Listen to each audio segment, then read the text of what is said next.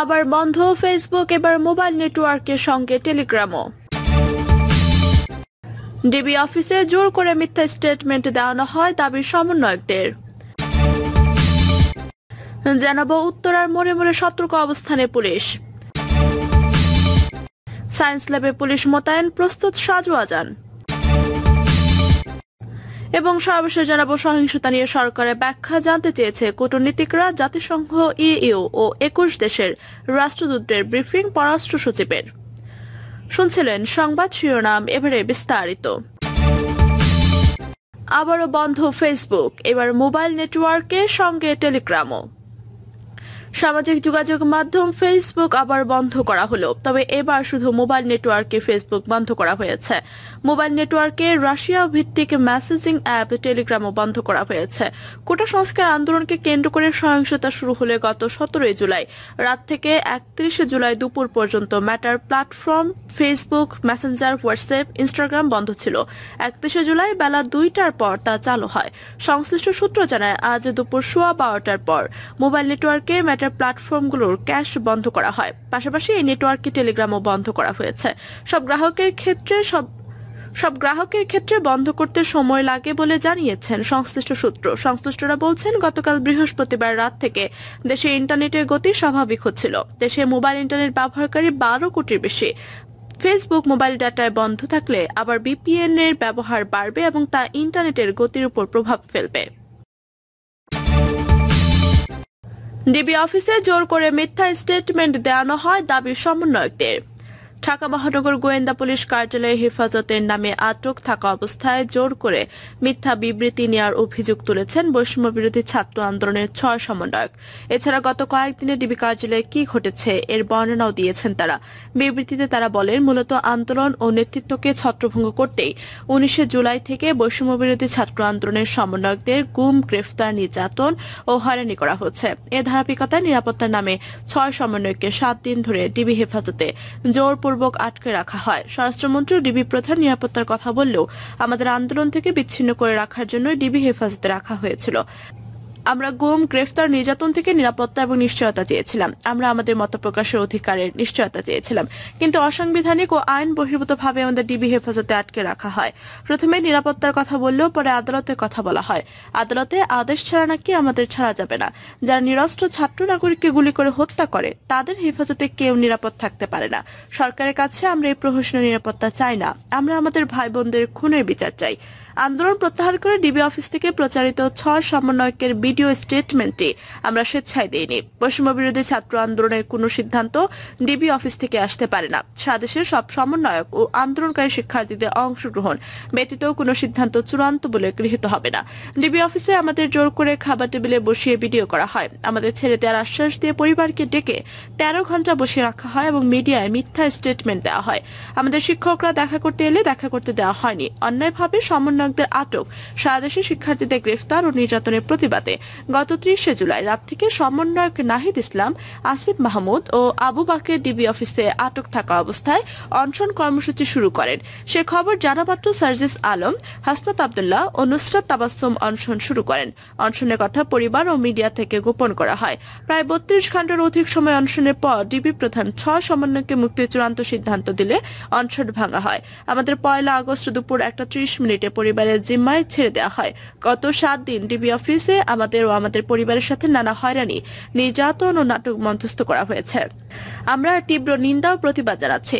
স্বরাষ্ট্রমন্ত্রীর নির্দেশে আমাদের অন্যায়ভাবে আটকে রাখা হয়েছিল। সরকার আইন শৃঙ্খলা বাহিনীকে ছাত্র নাগরিকের মুখোমুখি দাঁড় করিয়ে দিয়েছে। সরকার এখনো শিক্ষার্থীদের উপর দমন নীতি অব্যাহত রেখেছে এবং সারা দেশে আন্দোলনরত শিক্ষার্থীদের গ্রেফতার ও নির্যাতন করছে এবং শান্তিপূর্ণ কর্মসূচিতে বাধা প্রদান করছে। উত্তরার মোড়ে মোড়ে সতর্ক অবস্থানে পুলিশ। বৈষম্য বিরোধী ছাত্র আন্দোলনের পূর্ব ঘোষিত কর্মসূচি অনুযায়ী সারা দেশের মসজিদে জুমার নামাজের পরে দোয়া এবং মন্দির, গির্জা সহ সব প্রার্থনালয়ে প্রার্থনা ও জুমার নামাজ শেষে ছাত্র জনতার গণমিছিল বের হবে। তাদের কর্মসূচিতে যে কোনো অপ্রীতিকর ঘটনা এড়াতে রাজধানীর অন্যান্য এলাকার মতো উত্তরাতেও মোড়ে মোড়ে অবস্থান নিয়েছে পুলিশ।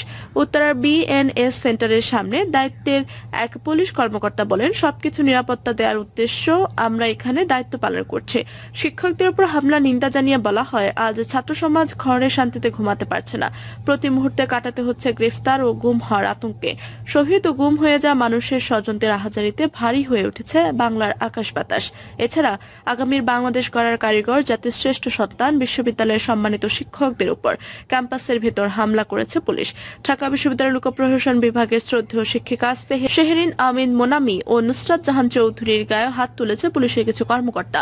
এই ঘৃণ্য হামলা আমরা তীব্র নিন্দা ও প্রতিবাদ জানাচ্ছি। এই আন্দোলন কোনো ব্যক্তিগত স্বার্থে নয়। উল্লেখ করে বলা হয়, আমাদের আন্দোলন আপনার ও আপনার সন্তানের মুক্তির জন্য। কি অপরাধ ছিল আমাদের? সাংবিধানিক অধিকার চাওয়াটাকে আমাদের অপরাধ? কি অপরাধে শত শত ভাইয়ের হত্যা করা হলো? আমরা এর জবাব জানি না, কিন্তু এর জবাব ও বিচার না নিয়ে আমরা আমাদের আন্দোলনকে থামাবো না।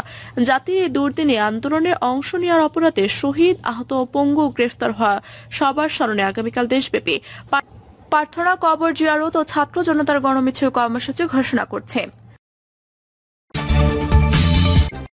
সায়েন্স ল্যাবে পুলিশ মোতায়েন, প্রস্তুত সাজোয়াজান। বৈষম্য বিরোধী ছাত্র আন্দোলনে ঘোষিত গণমিছিল কর্মসূচি ঘিরে রাজধানী সায়েন্স ল্যাব এলাকায় সতর্ক অবস্থান নিয়েছে পুলিশ ও বিজিবির সদস্যরা। প্রস্তুত রাখা হয়েছে পুলিশের একটি সাজোয়াজান ও প্রিজন ভ্যান। সরেজমিনে দেখা গেছে, সাপ্তাহিক ছুটির দিন হলেও অন্যান্য সময়ের মতো সায়েন্স ল্যাব এলাকায় ভিড় নেই। এর আশেপাশে নিউ মার্কেট, পুরো এলিফ্যান্ট রোড এলাকা অনেকটাই ফাঁকা। এর মধ্যে সায়েন্স ল্যাব পুলিশ বক্সের সামনে ও মিরপুর সড়কে পুলিশ এবং এলিফ্যান্ট রোডে বিজিবির সদস্যদের অবস্থান দেখা গেছে। সহিংসতা নিয়ে সরকারের ব্যাখ্যা জানতে চেয়েছেন কূটনীতিকরা। জাতিসংঘ, ইইউ ও 21 দেশের রাষ্ট্রদূতদের ব্রিফিং পররাষ্ট্র সচিবের। কোটা সংস্কার আন্দোলনকে কেন্দ্র করে চলমান সহিংস পরিস্থিতি নিয়ে সরকারের ব্যাখ্যা জানতে চেয়েছে বিদেশি কূটনীতিকরা। সরকার তাদের ভিডিও সহ বিভিন্ন তথ্য প্রমাণ দেখিয়েছে। আন্দোলন ঘিরে মৃত্যুর তদন্ত ও বিচার নিয়ে কূটনীতিকদের আশ্বস্ত করা হয়েছে। হতাহতের ঘটনা তদন্ত কমিটিকে জাতিসংঘ কারিগরি সহায়তা করতে চাইলে সরকারের আপত্তি নেই বলেও জানানো হয়। বৃহস্পতিবার সন্ধ্যায় রাষ্ট্রীয় অতিথি ভবন পদ্মার কোটা সংস্কার আন্দোলন ঘিরে উদ্ভূত পরিস্থিতি নিয়ে উন্নয়ন অংশীদার দেশের রাষ্ট্রদূতদের ব্রিফিং শেষে সাংবাদিকদের এসব কথা জানান পররাষ্ট্র সচিব মাসুদ বিন মোমেন। পররাষ্ট্র সচিব বলেন, চলমান ঘটনা নিয়ে সরকারের ব্যাখ্যা জানতে অনেক দেশ আগ্রহী ছিল। গ্রেফতারের সংখ্যা, অতিরিক্ত বল প্রয়োগ হচ্ছে কিনা, সভা সমিতি ও সমাবেশের অধিকার হরণ করা হচ্ছে কিনা, বাক স্বাধীনতা আছে কিনা, এসব বিষয়ে প্রশ্ন রয়েছে কয়েকটি দেশের। বিদেশিদের এখানে বিনিয়োগ আছে। উত্তরাতে কিছু বাইং হাউসে কয়েকটি দেশের নাগরিকরা কর্মরত ছিলেন। ইন্টারনেট বন্ধ থাকায় তারা যোগাযোগ করতে পারেনি। এসব নিয়ে তাদের উদ্বেগ রয়েছে। কূটনীতিকদের আমরা হালনাগাদ তথ্য ভিডিও দেখিয়েছি, আমরা জানিয়েছি হেলিকপ্টার থেকে র্যাব গুলি করেনি। এছাড়া আন্দোলনের সময় বিটিভিতে কঠিন পরিস্থিতিতে বিজিবি ও পুলিশের ভূমিকা কি ছিল সেটাও তুলে ধরেছে। ভিডিও চিত্র দেখার পাশাপাশি পেন ড্রাইভের নানা ঘটনার ভিডিও চিত্র তাদের সরবরাহ করেছে। তিনি আরো বলেন, কূটনীতিকদের সামনে আমাদের অবস্থান তুলে ধরেছে, জানিয়েছি আন্দোলনের মৃত্যুর ঘটনায় বিচার বিভাগীয় তদন্ত কমিশন কাজ শুরু করছে। কমিশন সুষ্ঠুভাবে প্রতিটি ঘটনা তদন্ত করবে। হতাহতের ঘটনায় দেশের তদন্ত কমিটিকে জাতিসংঘ কারিগরি সহায়তা করতে চাইলে আমাদের আপত্তি নেই, তবে আলাদা কোনো তদন্ত কমিটিতে এখনই উৎসাহ নেই। চলমান ঘটনায় সরকারের প্রতি বিদেশিদের অনাস্থা তৈরি হয়নি জানিয়ে প্রধানমন্ত্রী প্রেস সচিব নাইমুল ইসলাম খান বলেন, আমরা যে কোনো জিনিস নিয়ে কথা বলতে প্রস্তুত। কূটনীতিকদের সঙ্গে আমরা তথ্য শেয়ার করেছি, আমরা ধারাবাহিকভাবে এটা শেয়ার করব। কোটা আন্দোলন ঘিরে আন্তঃরাষ্ট্রীয় সম্পর্কে কোনো প্রভাব পড়েনি। এর আগে দুপুরে আন্দোলন ঘিরে উদ্ভূত পরিস্থিতি নিয়ে উন্নয়ন অংশীদার রাষ্ট্রের কূটনীতিকদের ব্রিফ করেন মাসুদ বিন মোমেন। 21টি দেশ, যুক্তরাষ্ট্র, যুক্তরাজ্য, ভারত, চীন, সৌদি আরব, Japan, Russia, Canada, Germany, Sweden, Qatar, Denmark, Switzerland, Italy, Australia, France, Netherland, Denmark, Spain, Morocco, নরওয়ের রাষ্ট্রদূত ও হাই কমিশনার, ইউরোপিয়ান ইউনিয়নের রাষ্ট্রদূত এবং জাতিসংঘের আবাসিক সমন্বয়কারী এতে উপস্থিত ছিলেন। প্রিয় দর্শক, এই ছিল এখনকার মতো সর্বশেষ সংবাদ। আপনি সব সংবাদ পেতে চ্যানেলটি সাবস্ক্রাইব করে পাশে থাকা বেল বাটনটি ক্লিক করে রাখুন। ধন্যবাদ সবাইকে এতক্ষণ সাথে থাকার জন্য।